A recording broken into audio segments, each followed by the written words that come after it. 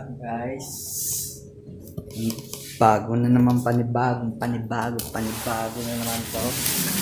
Well, updated kayo sa video ko yung na-aksidente kami. Tapos naayos na tong motor ko. Well, ito yung mga pinalitang parts. Yeah! Bali, double check natin kung may papakinabangan pa kasi yung iba kasi okay pa talaga eh. Katulad nitong mga sticker na to. Hindi ko naman kinabit sa motor pero binayaran pa rin. Baka pwede pa natin mapera. Come on! What? May listahan kasi ako dito ng binayaran. Well, hindi naman ako nagbayad nito yung naka-aksidente.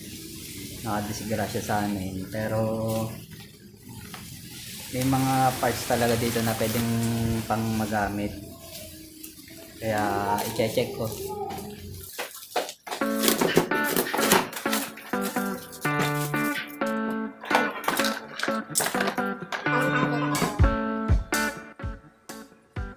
Ito mukha sira na to.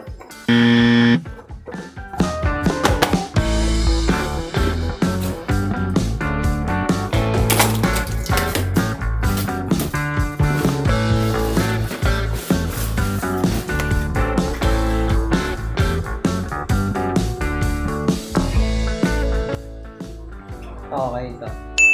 Pwede pa to.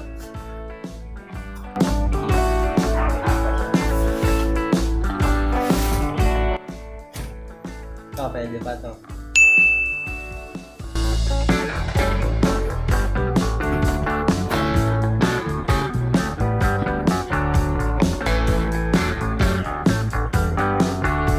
Ito, pwede pa to.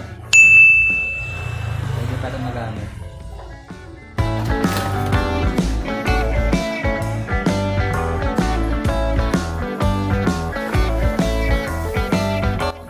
Pwede pa to.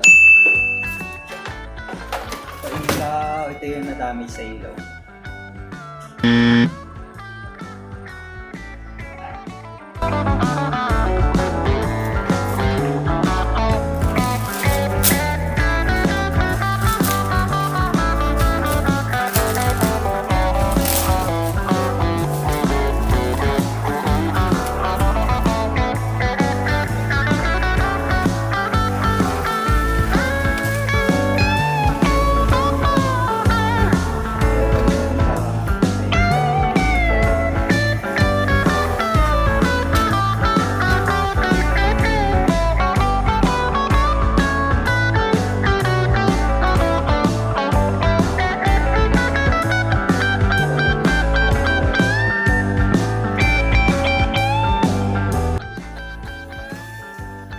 Sira na ito. Next ko na ito, nakakawa na yung pagkain.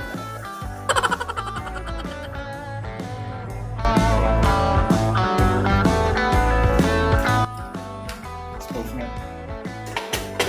Ito ang pinakamahal. Headlight. Kasi parang talaga siya. Pero nagana pa ito. Guys, ito yung pwede pang magamit. Yeah!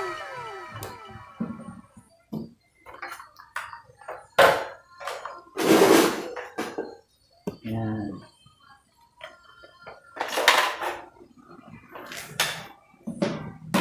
Yan. Pwede pa itong magamit. Well, bali lilinisin ko siya.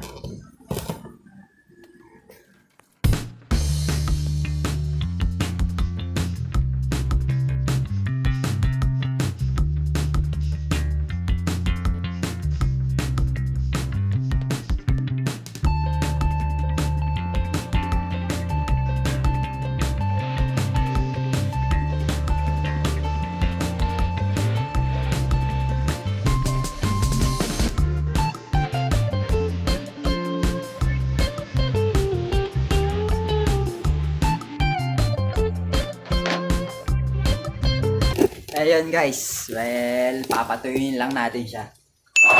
Tapos, mamajigin ko.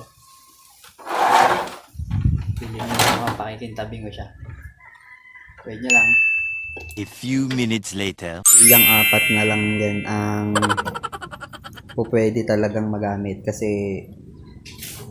yung ibang linis ko yung mga kabitan niya sira na, pero ito okay na okay talaga siya, kaya masasabi kong pwede pa talaga. Well, ito headlight, ito yung pinakamahal sa lahat eh. Kaya lilinisin ko ng konti. Meron tong crack to.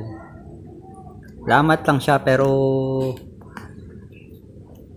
pwede pa siyang gamitin sa mga taong walang pambili. Yeah! So wala talaga. Kasi ang original price nito 3,000. Oh no! Yan. Pwede ko perahin yan.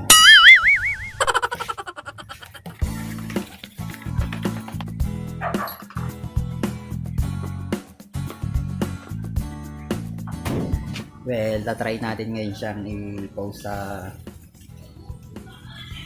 page ng mga nagbebenta ng motor. Yeah! Mga motor parts. Testingin natin kung mabibili, kung hindi, hindi. Kasi ang mga itapong ko lang sa basurahan. What? Baka pakinabangan pa ng iba.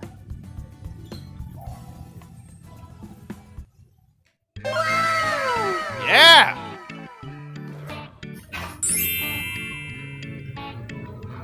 Okay guys, hanggang dito na lang yung video to.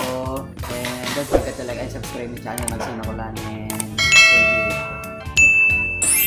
Alright.